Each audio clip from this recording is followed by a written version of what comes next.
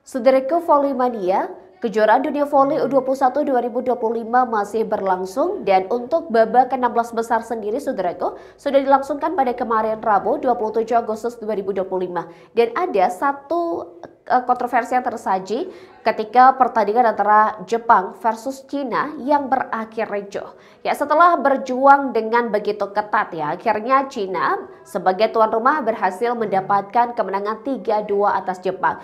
Namun ketika berlangsungnya pertandingan di set yang kelima, terutama di momen-momen krusial, ada kontroversi yang tersaji tidak hanya dari para pemain saja saudaraku, tapi juga staf pelatih ikut menjadi provokator. Berikan informasi selengkapnya untuk Anda.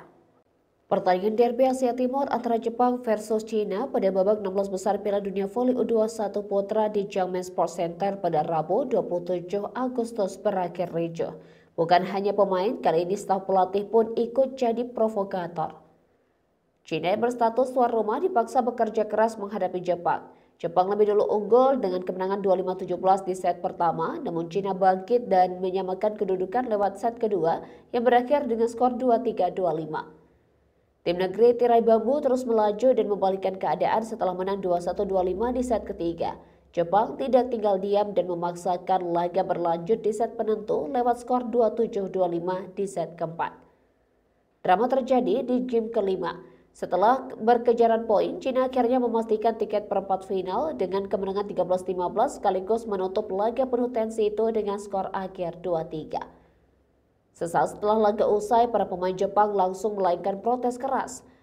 Menurut laporan Volley Trust, wasit Šimpi Igor dari Slovakia dianggap membuat sejumlah keputusan yang condong menguntungkan tuan rumah. Kontroversi makin membesar karena challenge belum berlaku di fase 16 besar, regulasi FIVB baru memperbolehkan mulai perempat final. Situasi ini membuat keputusan abu-abu sulit digugat. Salah satunya klaim Jepang soal netball pemain Cina saat kedudukan 13-14. Ketegangan makin memanas, protes pemain Jepang dibalas emosi dari pemain Cina. Bukannya melerai, staf pelatih Cina justru terlihat provokasi outside hitter Jepang Sunta Ono.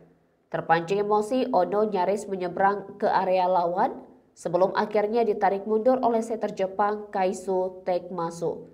Namun kericuhan melebar ketika staf pelatih Jepang ikut tersulut, bahkan sempat menuding wajah staf dari pelatih Cina.